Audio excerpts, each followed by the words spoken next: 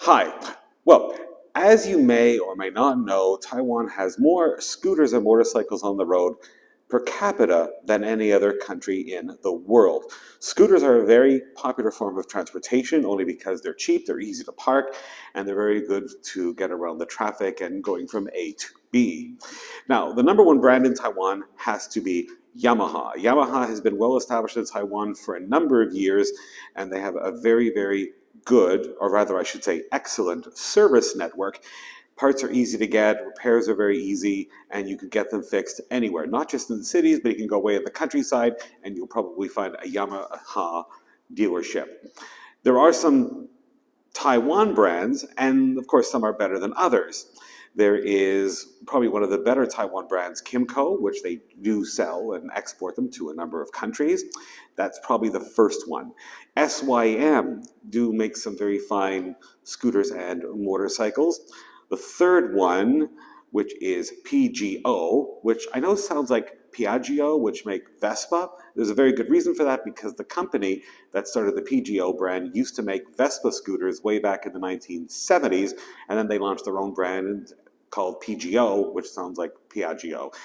And then you have Aeon, which I believe is the pronunciation. They're kind of okay, not as durable as, let's say, SYM and Kimco, but they're kind of okay.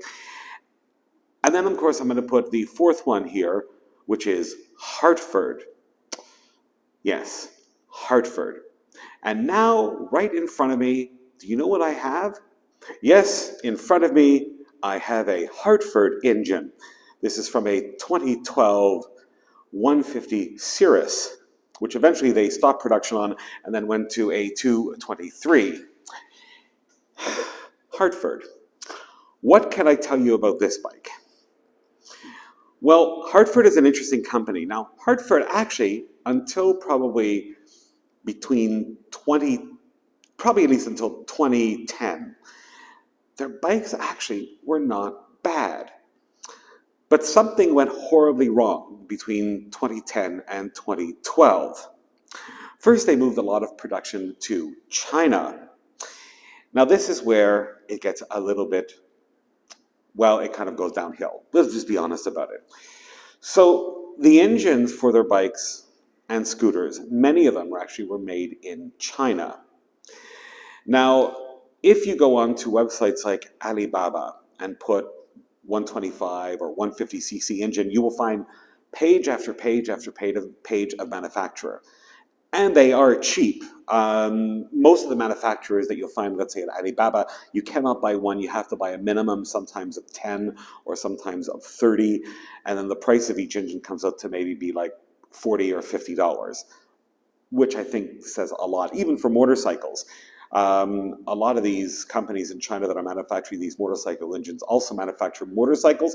There's no brand on it, but if you want to start your own motorcycle company and call it, let's say, a Colin, right? Well, you have to buy a minimum of 50. You can get the bike for maybe 200. I've seen, the lowest I've ever seen was like 199 or 200 US dollars per unit if you bought 50 of them, and they'll put your own name on it. Of course, the quality, that's a bit of the issue. So this bike here, I know a fair amount of its history. And as I'm speaking to you, you're going to be seeing some B-roll of when we shot this bike, when it was actually running. The first thing that was quite interesting to find out is that at 9,000 kilometers, they had to open the engine and change the gearbox assembly. So it was this part here, as well as all the gears. I only have a few with me right now because the rest I put somewhere else. That was at around between 8,000 and 9,000 kilometers. The same thing had to be done again at 17,000 kilometers. That's a lot. Now that wasn't the only problem. When this bike reached around 18,000 kilometers, it became an oil burner, and a lot of oil indeed. So when I decided to take this engine apart to find out what was going on inside, because the bike has been decommissioned now, some of the things I found out were rather alarming. Here we have the piston. This one is a 3-ring piston. Now, if you know anything about piston rings, you'll notice that there's a gap in between them, of course, and that's to be able to put them on. And the funny thing is, usually the gaps, you kind of off-center them. So you have one on one side, one on the other side. And on this one, they were actually lined up perfectly, which was the first time I ever seen it. Now, this engine had never been taken apart in that regard. The third one is completely stuck and cannot be removed, which is not surprising considering how much carbon there is on the top of this piston. It just wasn't holding its oil. Oil was spewing into it. I mean, if you look just even around the edges, there's one side here which is kind of clean, but the side where the gaps were for the two first piston rings, where they were just lined up perfectly, completely carbonated around. The assembly, which houses the valves, completely carbonated as well. And the other weird thing, and this is the first time I'd ever come across anything like this, there wasn't even a gasket, which actually explained a lot, because when you were driving the bike at high speed, oil would sometimes at a certain temperature would just like spewing out of the side. The cylinder, which is right here, completely worn out and completely scraped on the inside. Now, if you think this was bad, and as I said, some of you may be thinking, oh, it's probably only this bike. No, other people I've spoken to who bought exactly the same model bike came across the same issues. The engines just were not assembled correctly. When I cut the engine casing in half, oh, well, I'm not going to say cut, removed it and just split it in half, well, it was like a bit of a Pandora's box.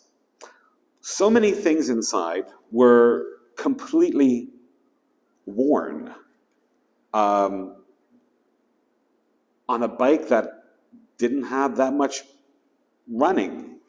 Everything is loose on the inside. The bearings are completely worn. And the funny thing is the crankshaft for the piston is also out of alignment.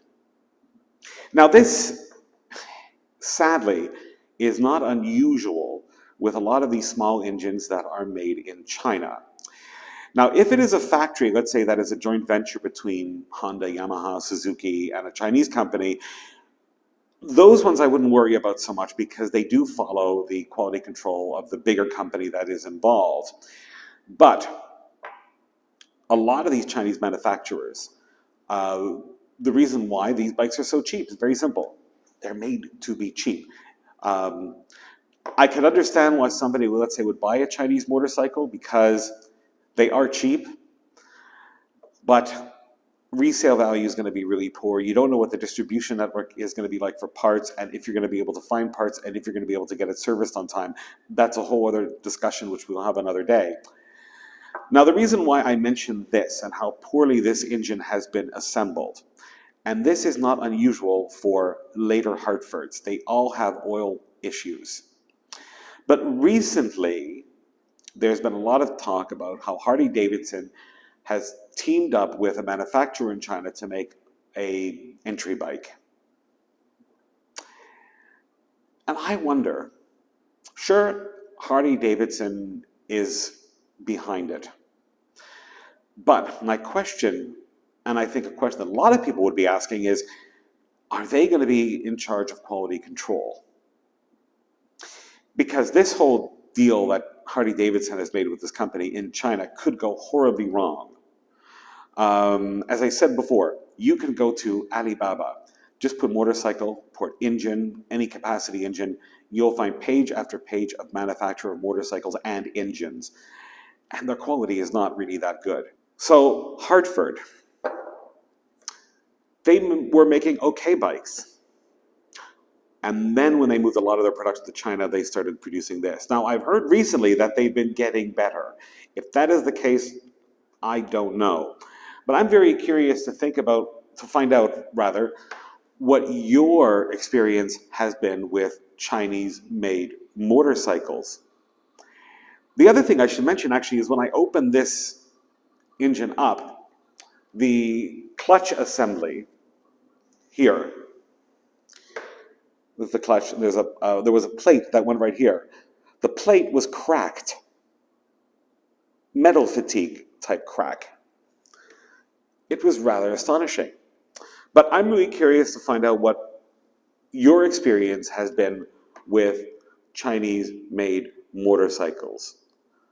Are they okay for you? Do you think they're absolute rubbish like I do? Or do you think that maybe just save the money and buy something of a decent quality? Yeah, made in China. Anyway, let me know in the comments section below what you think.